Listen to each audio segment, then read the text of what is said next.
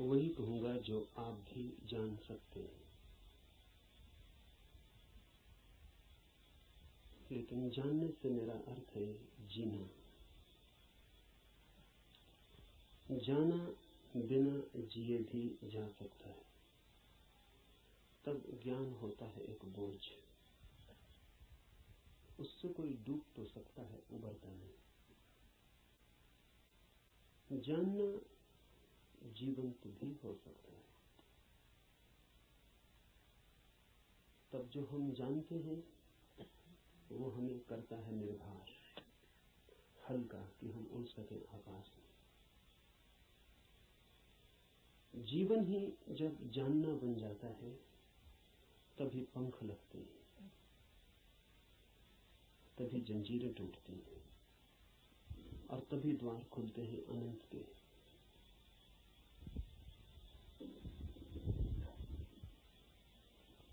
लेकिन जानना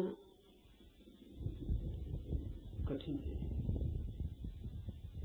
ज्ञान इकट्ठा कर लेना बहुत आसान,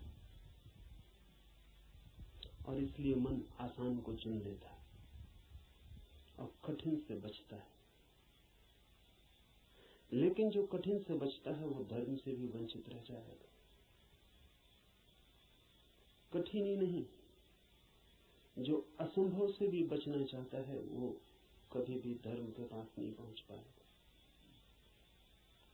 धर्म तो है ही उनके लिए जो असंभव में उतरने की तैयारी रखते हैं।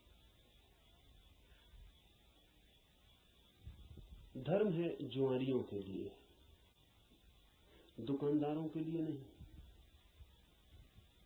धर्म कोई सौदा नहीं है।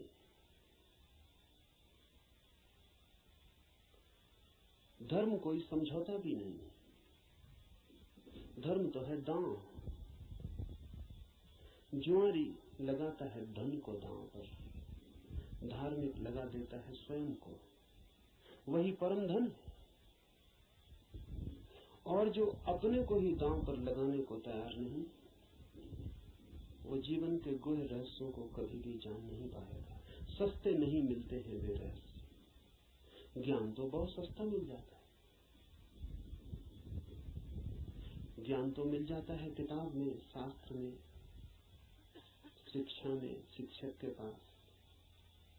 ज्ञान तो मिल जाता है करीब करीब मुफ्त, कुछ चुकाना नहीं पड़ता है। धर्म में तो बहुत कुछ चुकाना पड़ता है। बहुत कुछ कहना ठीक नहीं, सभी कुछ दांव पर लगा दे कोई तो ही उस जीवन के द्वार खुलते हैं। इस जीवन को जो दांव पर लगा दे उसके लिए ही उस जीवन के द्वार खुलते हैं। इस जीवन को दांव पर लगा देना ही उस जीवन के द्वार की कुंजी है। लेकिन ज्ञान बहुत सस्ता है, इसलिए मन सस्ते रास्ते को चुन लेता है, सुगम को। सीख लेते हैं हम बातें, शब्द, सिद्धांत, और सोचते हैं जान लिया। अज्ञान बेहतर है ऐसे ज्ञान से। अज्ञानी को कम से कम इतना तो पता है कि मुझे पता नहीं। इतना सत्य तो कम से कम उसके पास है। जिन्हें हम ज्ञानी कहते हैं उनसे ज्यादा असत्य आदमी खोजने मुश्किल। उन्हें यह भी पता नहीं है कि उन्हें पता नहीं।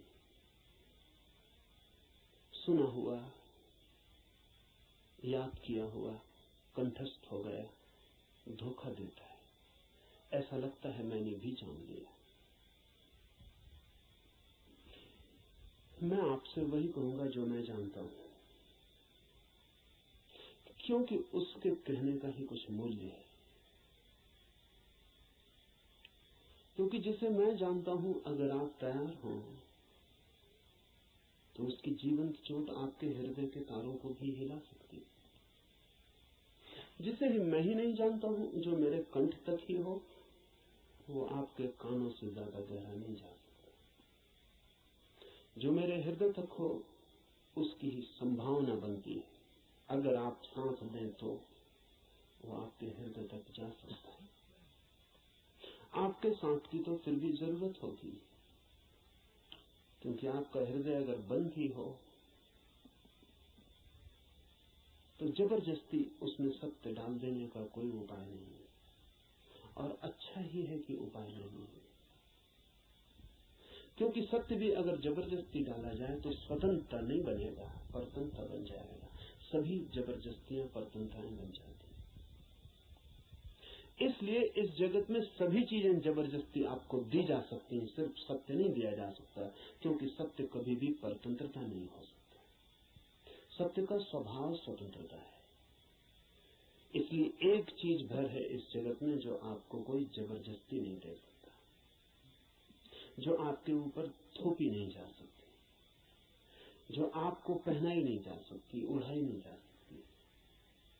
आपका राजी होना अनिवार्य शर्त है, आपका खुला होना, आपका ग्राहक होना, आपका आमंत्रण,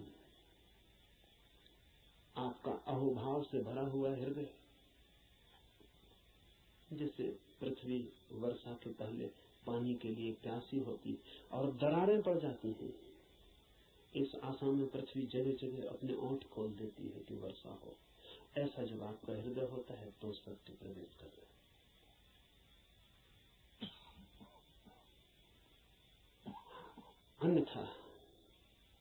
अन्यथा सत्य आपके द्वार से भी आकर लौट जाता है। बहुत बार लौटा है, बहुत जन्मों जन्मों में। आप कुछ नए नहीं, इस पृथ्वी पर कुछ भी नया नहीं, सभी बहुत पुराने हैं। आप बुद्ध के चरणों में भी बैठ के सुने हैं, आपने कृष्ण को भी देखा है, आप जीसस के पास भी उठे बैठे हैं, लेकिन फिर भी वंचित रह गए,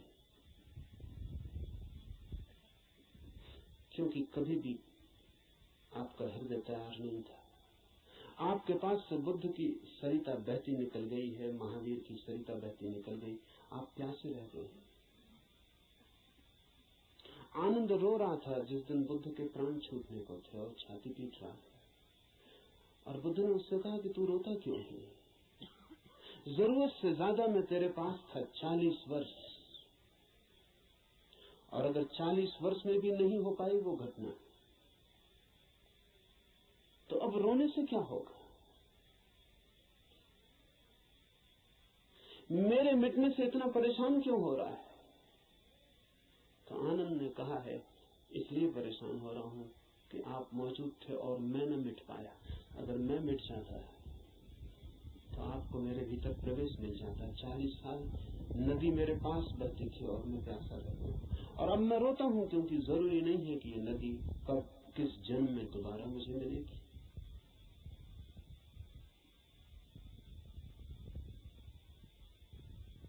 आप कुछ नए नहीं हैं।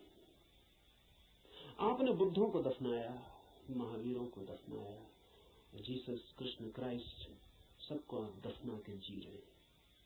उनकी वो हार गए आपसे, आप काफी पुराने। जब से जीवन है तब से आप अनंत यात्रा। कहां हो जाती होगी चूक?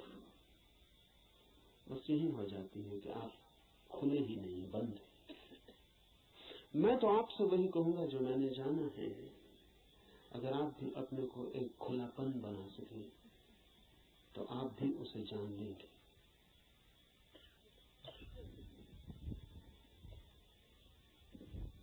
और ऐसा नहीं है कि कोई कठिनाई है, बहुत एक ही कठिनाई है, और वो आप हैं। कुछ लोग कुतूहल से चलते हैं, जैसे राह चलते बच्चे पूछ लेते हैं इस वृक्ष का नाम क्या है, और अगर आप उत्तर न दें तो तत्क्षण भूल जाते हैं कि उन्होंने पूछा भी था। वो दूसरी बात पूछने लगते हैं कि ये पत्थर यहां क्यों पड़ा है।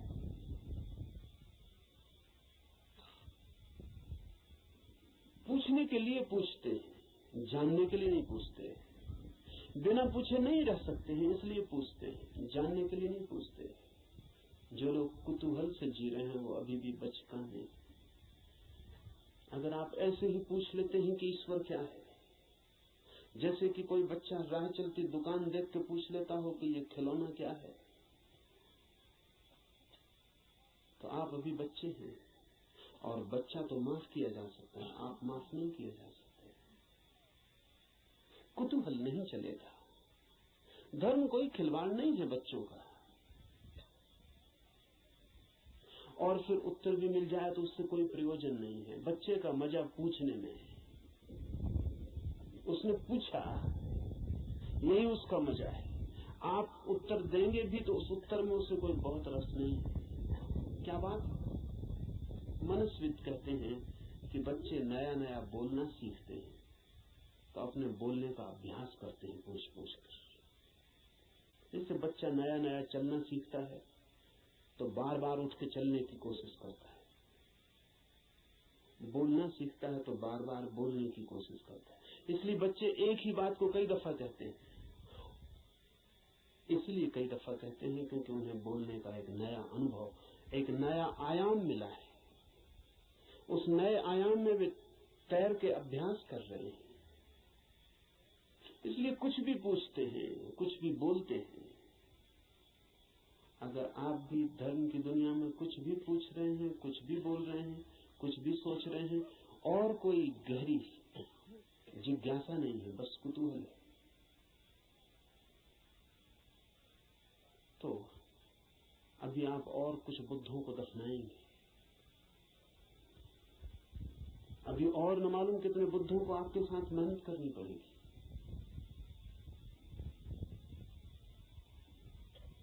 कुतूहल से सत्य का कोई संबंध नहीं। कुछ लोग कुतूहल से थोड़ा आगे बढ़ते हैं और जिज्ञासा करते हैं। जिज्ञासा में थोड़ी ज्यादा गहराई है, लेकिन बस थोड़ी ज्यादा। जिज्ञासा भी बहुत गहरी नहीं, वो भी उथली है, क्योंकि जिज्ञासा है केवल बौद्धिक, और बुद्धि भी ऐसी है जैसी खाज होती है, खुजलाएं तो थोड़ा रस आता है, ऐसा बुद्धि को भी खाज होती रहती है। ईश्वर है, आत्मा है, मोक्ष है,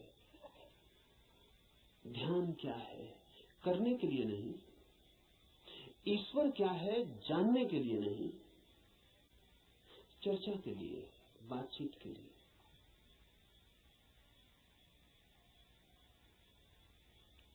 एक बौद्धिक मजा है, एक बौद्धिक व्यायाम है, तो लोग ऊंची बातें करते हैं, लेकिन उन बातों पर कभी भी कोई दांव नहीं लगाते। ईश्वर है या नहीं, इससे कोई प्रयोजन नहीं है, और ईश्वर हो तो, ईश्वर न हो तो वे जैसे हैं वैसे ही बने रहते हैं। ये बड़े मजे की बात है। एक आदमी मानता है कि ईश्वर है और एक आदमी मानता है कि ईश्वर नहीं, और दोनों की जिंदगी बराबर एक सी। कोई गाली दे तो उसे भी क्रोध आता है जो मानता है कि ईश्वर है, और उसे भी क्रोध आता है जो मानता है कि ईश्वर नहीं। बल्कि कई दफे तो ये देखा जाता है कि जो मानता है ईश्वर है उसे ज्यादा क्रोध आता है, क्योंकि जो मानता है कि ईश्वर नहीं है वो ज्यादा से ज्यादा क्या कर सकता है, आपका गाली दे सकता है, मार सकता है, हत्या कर सकता है। लेकिन जो मानता है ईश्वर है वो आपको नरक तक में सड़ा सकता है। उसके पास ज्यादा उपाय क्रोधित होने के। अगर ईश्वर के मानने और न मानने से कोई भी अंतर जीवन में न पड़ता हो तो उसका अर्थ है कि ये ईश्वर से कोई संबंध नहीं है, बौद्धिक बातचीत है।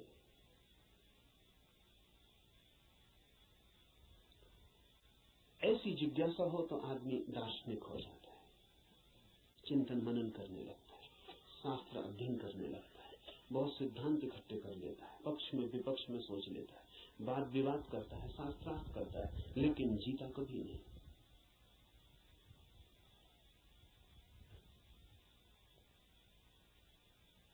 अगर आप भी सिर्फ जिज्ञासा से भरे हैं तो यात्रा नहीं होगी। जिज्ञासा से भरे हुए लोग वे हैं जो मील के पत्थर के पास बैठ जाते हैं और पूछते हैं मंजिल क्या है, कितनी दूर है, और सदा यही पूछते हैं, लेकिन कभी उठ के चलते नहीं। जानते तो आप भी कितना है, क्या कमी है जानने में? करीब करीब सभी कुछ जानते हैं। जो बुद्ध ने जाना हो, महावीर ने, कृष्ण ने जाना हो, वो सभी आप भी तो जानते। गीता में पढ़ के आपको ऐसा नहीं लगता कि ये बातें तो हमें भी मालूम आपको भी, पर सिर्फ बुद्धि तक है, आपके हृदय तक उनका बीज नहीं पहुंचा। और बुद्धि पर रखे हुए विचार वैसे ही होते हैं जैसे पत्थर पर कोई बीज को रखते हैं। बीज तो होता है लेकिन पत्थर पर रखा रहता है, अंकुर नहीं फूट सकता। अंकुर फूटना हो तो बीज को पत्थर से गिरना पड़े, जमीन खोजनी पड़े, और जमीन की भी ऊपर की सतह ठीक नहीं है क्योंकि और गीली जगह चाहिए, तो थोड़ा जमीन के भीतर पहुंचना पड़े जहां थोड़ी पानी की सुविधा हो, थोड़ा रस बहता हो। बुद्धि पर पत्थर की तरह बीज रख जाते हैं, हृदय तक जब तक न गिर जाए तब तक गीली जगह नहीं मिलती। हृदय में थोड़ा रस रहता है, थोड़ा प्रेम, वहां थोड़ा पानी, वहां कोई बीज गिरे तो अंकुरित होता है, नहीं तो कभी अंकुरित नहीं होता। जिज्ञासु व्यक्तियों के पास बहुत कुछ होता है, लेकिन पत्थर पर रखे हुए बीजों की भांति। जमीन भी ज्यादा दूर नहीं होती, लेकिन थोड़ी यात्रा भी मुश्किल है। चलना बिल्कुल नहीं है तो पत्थर पर ही बीज रखा रह जाता है। इतनी यात्रा तो करनी ही पड़ेगी कि बीज पत्थर से नीचे गिरे, जमीन पर आए, जमीन में जगह खोजे, थोड़ी गीली भूमि को पाए, थोड़ा छिप जाए अंधेरे में। ध्यान रहे, जगत में जो भी जन्म पाता है वो गहन, मौन, एकांत, अंधेरे को चाहता है। बुद्धि में तो जितनी चीजें रखी हैं वो सब खुले प्रकाश में रखी हैं, वहां अंकुर नहीं होते। हृदय है, आपके भीतर गीली जमीन है छिपी हुई, वहां कुछ पैदा होता है। इसलिए जो सिर्फ जिज्ञासा से जीते हैं वे विद्वान बन जाते हैं,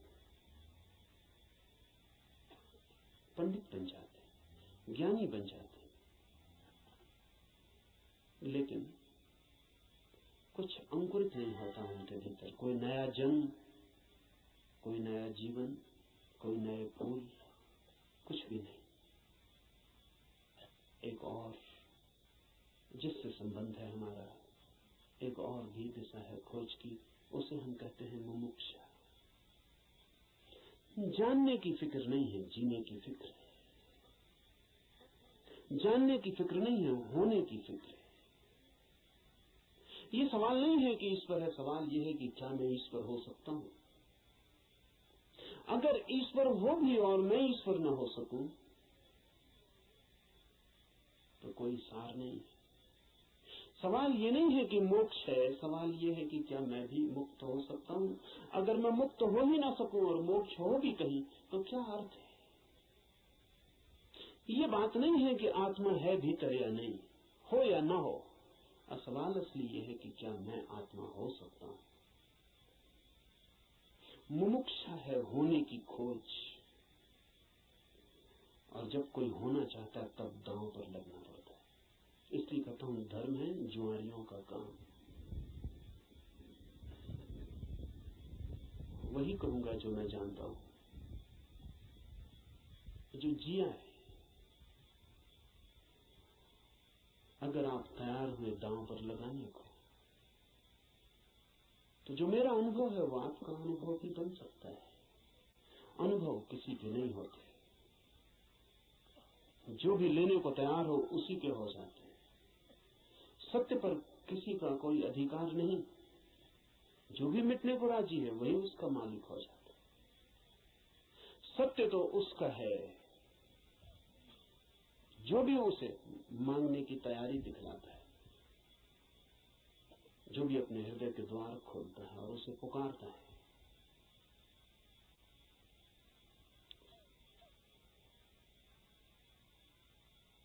इस उपनिषद को इसीलिए चुना है। ये उपनिषद अध्यात्म का सीधा साक्षात्कार है। सिद्धांत इसमें नहीं है, इसमें सिद्धों का अनुभव है। इसमें उस सब की कोई बातचीत नहीं है जो कुतूहल से पैदा होती है, जिज्ञासा से पैदा होती है। नहीं, इसमें तो उनकी तरफ इशारे हैं जो मुमुक्षा से भरे हैं, और उनके इशारे हैं जिन्होंने पा लिया है। कुछ ऐसे लोग भी हैं कि जिन्होंने नहीं पाया, लेकिन फिर भी मार्गदर्शन देने का मजा नहीं छोड़ पाते। मार्गदर्शन में बड़ा मजा है। सारी दुनिया में अगर सबसे ज्यादा कोई चीज दी जाती है तो वो मार्गदर्शन है, और सबसे कम अगर कोई चीज ली जाती है तो वो भी मार्गदर्शन है। सभी देते हैं, लेता कोई भी नहीं। जब भी आपको मौका मिल जाए किसी को सलाह देने का तो आप चूकते नहीं। जरूरी नहीं है कि आप सलाह देने योग्य हो,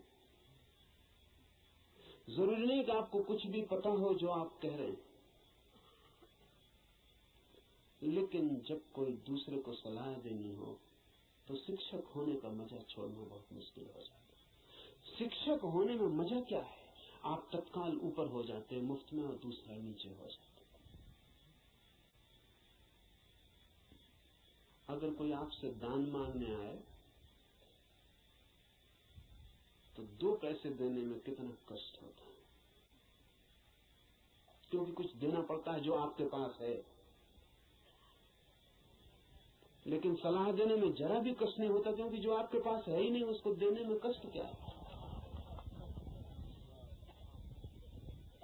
आपका कुछ खो ही नहीं रहा है, बल्कि आपको कुछ मिल रहा है, मजा मिल रहा है, अहंकार मिल रहा है।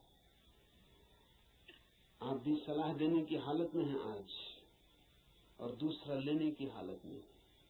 आप ऊपर हैं, दूसरा नीचे है।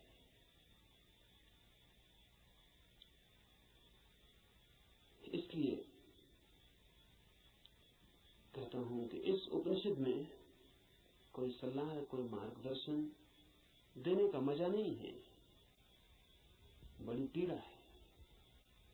क्योंकि उपनिषद का ऋषि जो दे रहा है वो जान के दे रहा है, वो बांट रहा है कुछ बहुत हार्दिक, बहुत आंतरिक।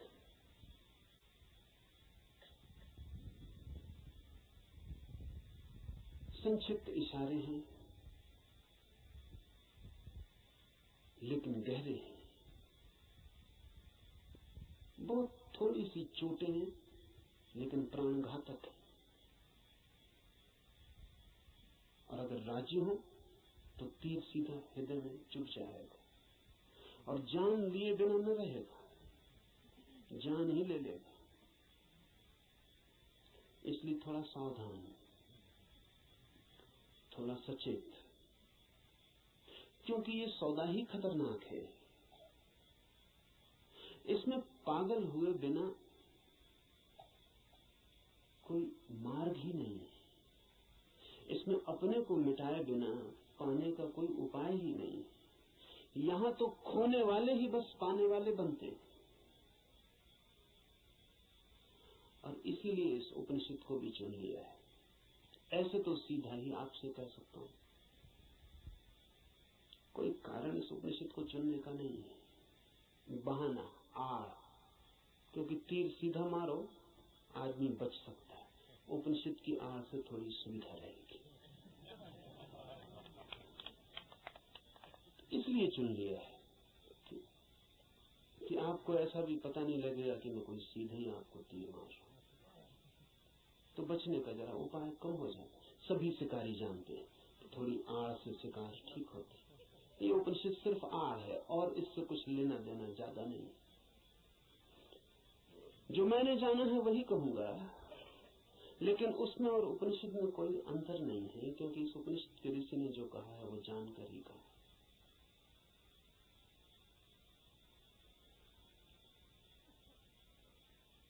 यह उपनिषद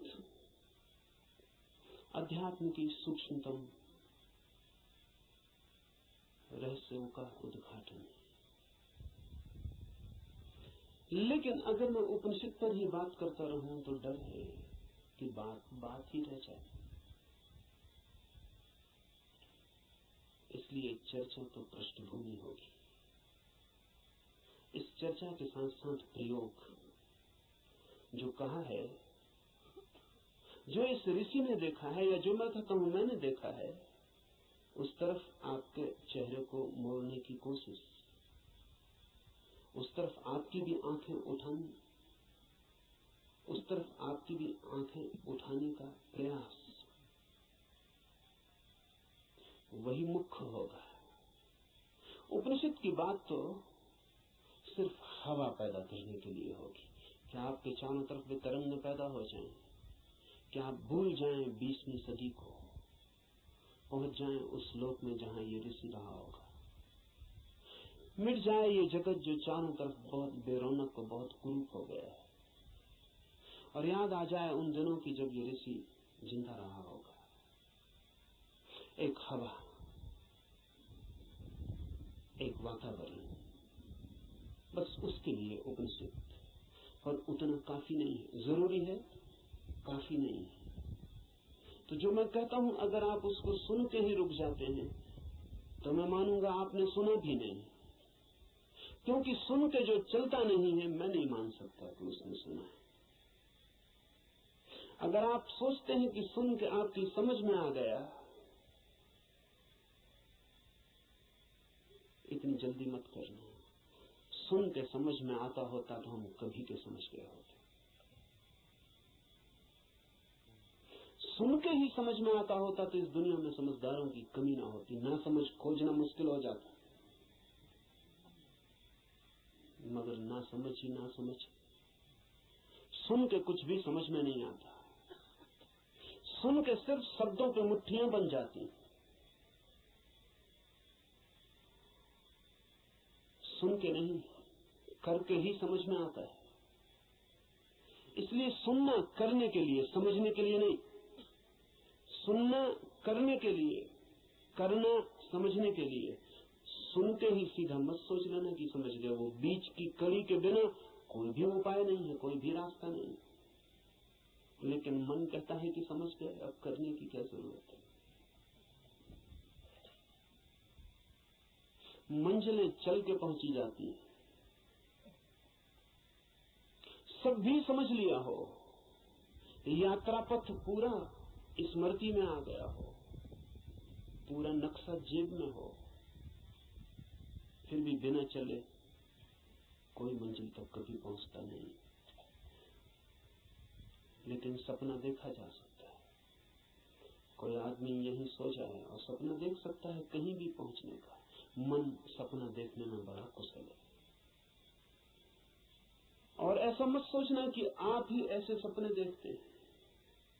जिनको आप बहुत बुद्धिमान कहते हैं वे भी इसी तरह के सपने देखते रहते हैं। साधु हैं, सन्यासी हैं, महात्मा हैं, वर्षों से खोज में लगे हैं, लेकिन कहीं इंच भर नहीं पहुंचते, यात्रा ही नहीं करते। वो जो वर्षों से खोज में लगे हैं वो सारी की सारी खोज वर्तुलाकार है। बुद्धि में ही वर्तुल बन जाता है, भंवर बन जाता है, उसी भंवर में घूमते रहते हैं। फिर उस भंवर में सब समा जाता है, वेद समा जाते हैं, उपनिषद समा जाते हैं, कुरानें बाइबलें समा जाती हैं, उस भंवर में सब समा जाता है, लेकिन एक इंच भी गति नहीं होती। उपनिषद की हम चर्चा करेंगे, उपनिषद समझाने के लिए नहीं, उपनिषद बन जाने के लिए। यहां सुन के कुछ कंठस्थ हो जाए और आप भी बोलने लगे तो मैंने आपका नुकसान किया, मैं फिर आपका मित्र साबित न हुआ। यहां सुन के आप जो सुना है वो बोलने लग जाएं तो कोई मूल्य नहीं है। यहां सुन के आपको भी वो हो जाए, आप भी वो देख लें, वो आंख आपकी भी खुल जाए तो ही। ऐसा समझें, एक कवि गीत गाता है किसी फूल के संबंध में। गीत में बड़ा माधुर्य हो सकता है, छंद हो सकता है, है, लय हो सकती है, संगीत हो सकता है। गीत की अपनी खूबी है, लेकिन गीत कितना ही गाए उस फूल को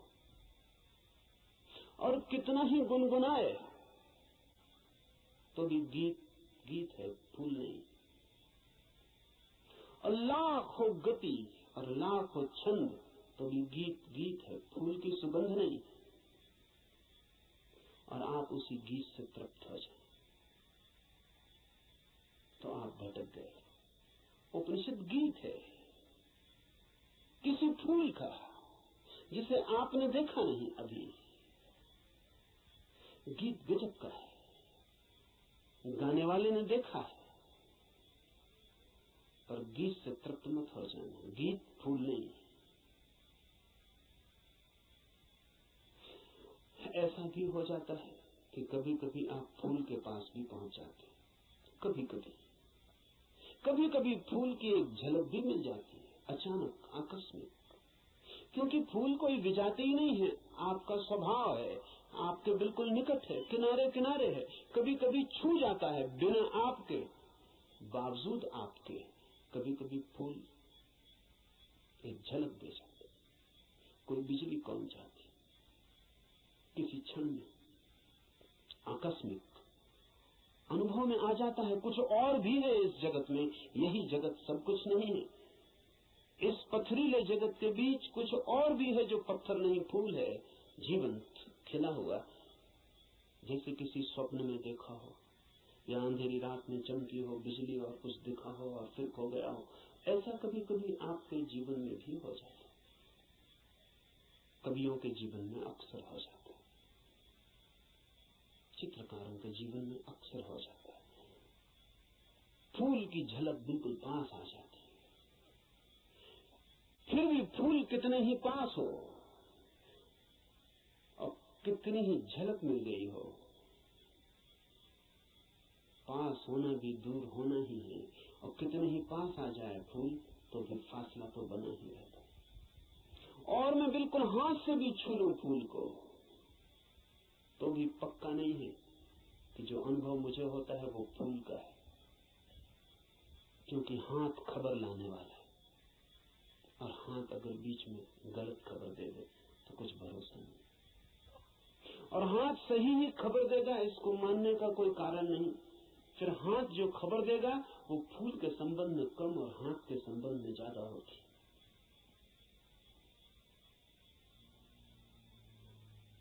फूल ठंडा मालूम पड़ता है, जरूरी नहीं कि फूल ठंडा हो सकता है हाथ गर्म हो, इसलिए फूल ठंडा मालूम पड़ता है। खबर हाथ के संबंध में, क्योंकि खबर जब भी किसी माध्यम से आती तो सापेक्ष होती है, पक्का नहीं हुआ जा सकता। पोपोफ का मैं एक संस्मरण पढ़ रहा था। पोपोफ एक साधिका थी और गहरी साधिका थी, और पियोत्र दिमित्रोविच ऑस्पेंस्की के पास साधना करती थी। एक दिन बैठी थी पास, एक सज्जन ने आके ऑस्पेंस्की से पूछा कि ईश्वर है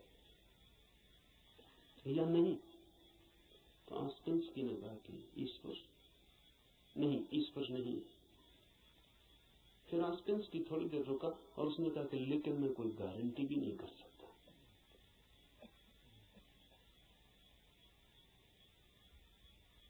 क्योंकि जो भी मैं जानता हूं वो सब माध्यम से जाना गया। कभी आंख से देखा है लेकिन आंख का भरोसा क्या, कभी कान से सुना है लेकिन कान गलत सुन सकते, कभी हाथ से छुआ है लेकिन हाथ का क्या कहना। अभी तक सीधा नहीं देखा है, अभी तक आमने सामने नहीं हुआ हूं, इसलिए कोई गारंटी भी नहीं।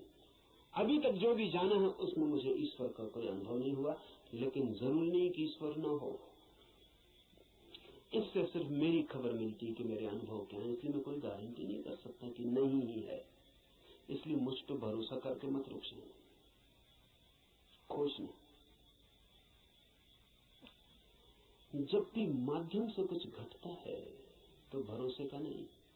अगर फूल के बिल्कुल पास भी पहुंच जाएं तो भी आंख देखती है, हाथ छूते हैं, सुगंध नाक में आती है, ये भी दूरी का अनुभव है।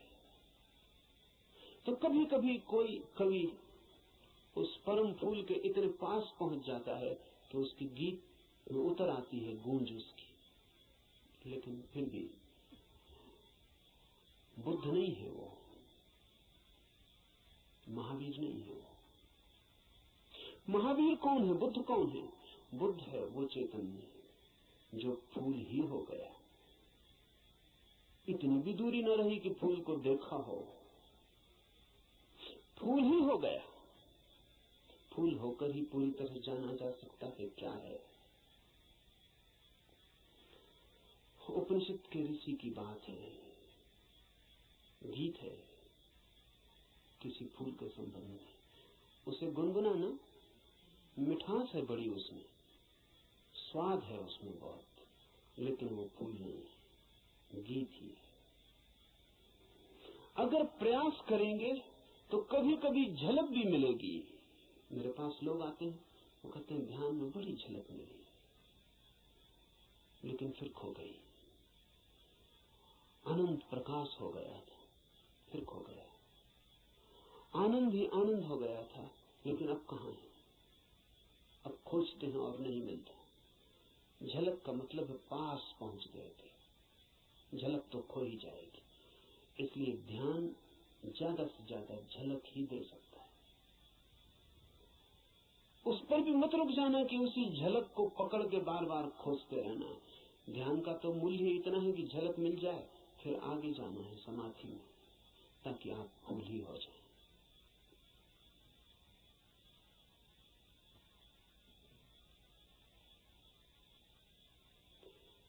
ध्यान में है झलक, समाधि में है हो जाना। झलकों पे मत रुकना, झलकें बड़ी प्रीति कर, सारा जगत बासा मालूम पड़ने लगता है। एक झलक ध्यान में मिल जाए उस जीवंत की, फूल की, उस खिलावट की जो भीतर है, तो सारा जगत फीका और व्यर्थ हो जाता है। लेकिन फिर कुछ लोग झलकों को पकड़ लेते हैं और उन्हीं को दोहराने लगते हैं और सोचते हैं सब हो गया। नहीं, जब तक आप ही ना हो जाएं, ईश्वर ही जब तक आप ना हो जाएं, तब तक भरोसा मत करना कि ईश्वर है। हो सकते हैं, क्योंकि है ही। खोलना है जरा, उघाड़ना है जरा। छिपे हैं, मौजूद हैं अभी और यहीं, थोड़े से वस्त्र हैं और बड़े झीने वस्त्र हैं कि चाहें तो अभी उतार कर फेंक दें और नग्न हो जाएं और ईश्वर हो जाएं। लेकिन बड़ी पकड़ है, झीने तो हैं लेकिन पकड़ गहरी। क्यों है ये पकड़ इतनी? ये पकड़ है क्योंकि हम सोचते हैं ये वस्त्र ही हमारा होना है, यही हम, इसके अलावा हमें कुछ और किसी अस्तित्व का पता नहीं। इस उपनिषद में इशारे होंगे उस अस्तित्व के जो वस्त्रों के पार है, और इस उपनिषद के साथ साथ हम करेंगे ध्यान ताकि मिले झलक, और आशा बांधेंगे समाधि की ताकि हम भी हो जाएं वही जिसे हुए बिना न कोई संतोष है, न कोई शांति है, न कोई सत्य है। उपनिषद शुरू होता है प्रार्थना से। प्रार्थना है समस्त जगत से। सूर्य कल्याणकारी हो, वरुण, अर्यमा, इंद्र और बृहस्पति, विष्णु कल्याणकारी हो, उस ब्रह्म को नमस्कार हो। हे वायु, तुम्हारे लिए नमस्कार, क्योंकि तुम प्रत्यक्ष ब्रह्म हो। मैं तुम्हें ही प्रत्यक्ष ब्रह्म कहूंगा। सत्य और ऋत वे सब मेरी रक्षा करें, आचार्य की भी। इस प्रार्थना से शुरू होता है।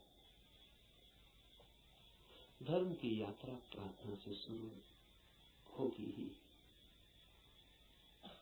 प्रार्थना का अर्थ है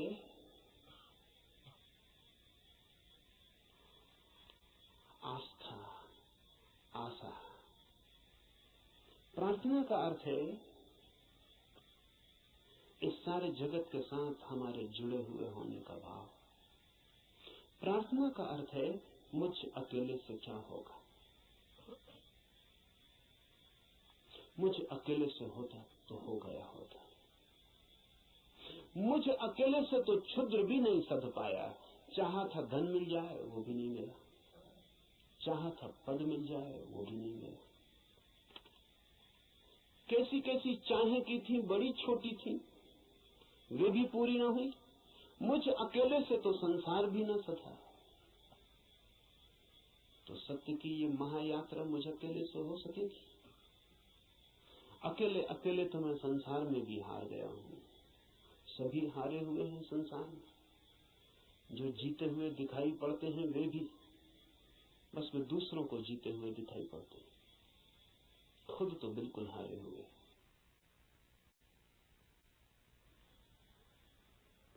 आप भी अपने को हारे हुए दिखाई पड़ते होंगे, औरों को तो आप भी जीते हुए दिखाई पड़ते हैं। आपसे भी पीछे लोग हैं जो आपको समझते हैं पा लिया आपने, जीत गए संसार में। लेकिन भीतर से अगर हम आदमी को देखें तो एक एक आदमी हारा हुआ है। संसार पराजय की लंबी कथा है, वहां जीत होती ही नहीं, वहां जीत हो ही नहीं सकती। वो संसार का स्वभाव नहीं, वहां हार ही नियति है, किसी की नहीं, किसी व्यक्ति की नहीं। संसार में होने की नियति ही हार है, वहां हारना ही होगा। वहां कोई कभी जीतता नहीं। वहां हम नहीं जीत पाए जहां क्षुद्र था, स्वप्न था। शंकर कहते हैं माया है, वो माया में भी हार गए। सपना था, भ्रम था, वहां भी तो जीत ना पाए। जब भ्रम में भी हार गए, सपने में भी न जीते, तो यथार्थ में, सत्य में अकेले से क्या होगा? प्रार्थना का अर्थ है संसार में पराजित हुए व्यक्ति का यह अनुभव कि जन्मों जन्मों तक चेष्टा करके मैं हार गया। क्षुद्र में तो विराट में मेरी सामर्थ्य। इसलिए प्रार्थना, इसलिए सारे जगत को पुकारा है ऋषि ने कि मुझे साथ देना। सूर्य को पुकारा है, वरुण को पुकारा। ये सब नाम है, प्रतीक है जीवन की समस्त शक्तियों की। सूर्य को पहले पुकारा है क्योंकि सूर्य हमारा जीवन है, उसके बिना हम नहीं होंगे। हमारे भीतर सूर्य ही जीता है, जलता है। उधर सूर्य बुझ जाए, यहां हम बुझ जाए। सूर्य ही हमारा प्राण है, इसलिए पुकारा। कहा वायु को नमस्कार, विशेष रूप से वायु को नमस्कार कहा है इस प्रार्थना में, क्योंकि तुम प्रत्यक्ष ब्रह्म हो। अजीब सी बात है, थोड़ा सोचे। बड़े मजे की बात है, क्योंकि वायु है बिल्कुल अप्रत्यक्ष और सब चीजें प्रत्यक्ष। सूर्य को कहा होता प्रत्यक्ष ब्रह्म हो, जीते जागते जलते प्रखर, समझ में आता। सूर्य को नहीं कहा प्रत्यक्ष ब्रह्म, कहा वायु को जो बिल्कुल दिखाई पड़ती नहीं, बिल्कुल अप्रत्यक्ष। कहां है प्रत्यक्ष वायु? सिर्फ अनुमान है कि है, लगता है कि है, भासता है कि है, दिखाई तो पड़ती नहीं। आंख के सामने कहां है? प्रत्यक्ष का मतलब है आंख के सामने है। जो आंख के सामने वायु बिल्कुल नहीं है, पत्थर पहाड़ सब आंख के सामने, वायु नहीं। लेकिन ऋषि कहता है हे वायु नमस्कार तुम्हें, क्योंकि तुम प्रत्यक्ष ब्रह्म हो।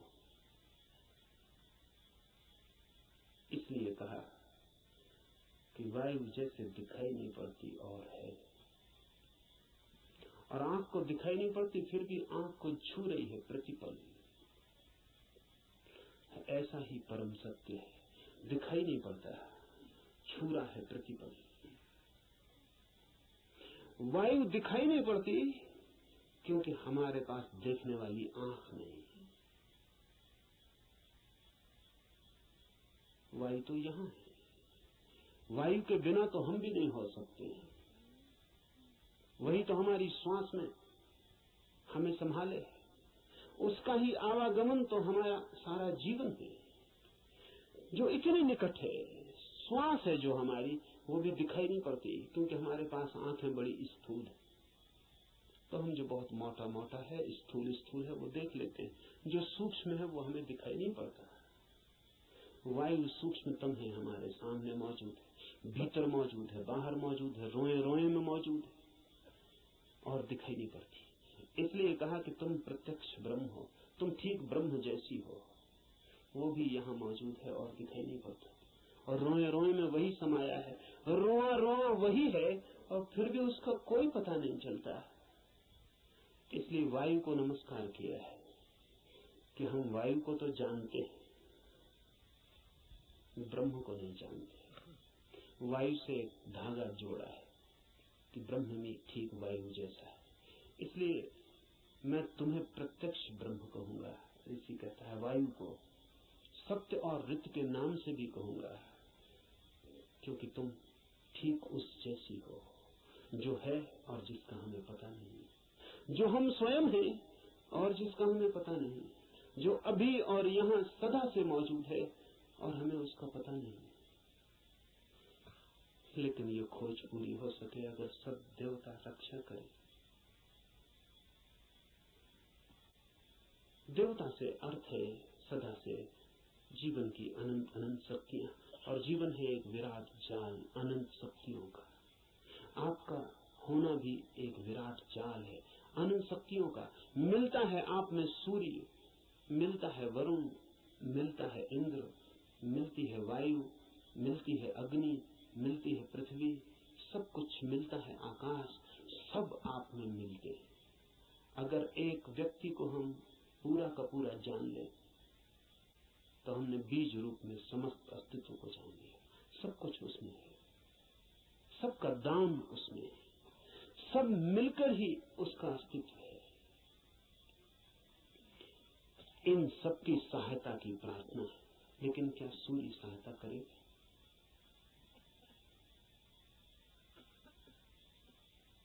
ये सवाल उठता ही है। प्रार्थना भी की तो क्या सूर्य सहायता करेगा? प्रार्थना भी की तो क्या वायु सहायक हो जाएगी? प्रार्थना भी की तो पृथ्वी क्या सहायता करेगी? पृथ्वी की सहायता और सूर्य की सहायता का सवाल नहीं है। आपने प्रार्थना की, यही बड़ी सहायता है।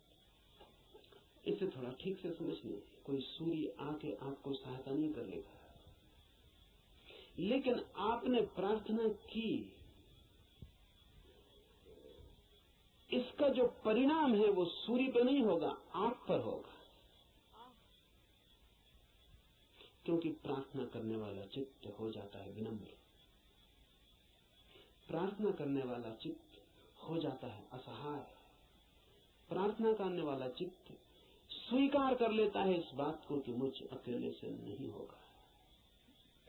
प्रार्थना करने वाला चित्त मिटने को तैयार हो जाता है। प्रार्थना करने वाला चित्त अपने अहंकार को, इस भाव को कि मैं कर सकता हूं, छोड़ देता है। इसके परिणाम होते हैं। प्रार्थना का सारा परिणाम आप पर होता है। प्रार्थना से सूर्य नहीं बदलता, आप बदलते हैं। प्रार्थना से जगत नहीं बदलता, आप बदलते हैं। लेकिन आपके बदलते ही दूसरे जगत में आपका प्रवेश हो जाता है। प्रार्थना आमतौर से जब आप करते हैं तो यही सोचते हैं कि कोई कुछ करेगा, इसलिए प्रार्थना कर। न, प्रार्थना है एक उपाय, एक डिवाइस। हाथ तो आप जोड़ते हैं किसी और के सामने, लेकिन जो परिणाम होता है वो होता है भीतर, जिसने हाथ जोड़े हैं उस पर। इसलिए बड़ी कठिनाई होती है अगर आप वैज्ञानिक के सामने कहें कि हे सूर्य सहायता कर, तो कहेगा मूर्खता की बात है। क्या सूर्य तुम्हारी सहायता करेगा? कब किसकी सहायता की? कि हे इंद्र वर्षा कर, पागल हो गए हो? प्रार्थनाओं से कहीं वर्षाएं हो गई?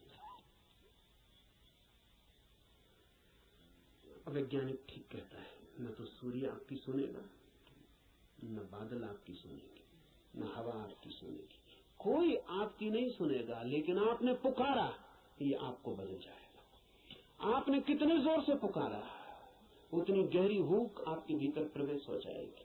अगर आपके पूरे प्राण पुकार उठे तो आप दूसरे ही आदमी हो जाएंगे। इसलिए है प्रार्थना।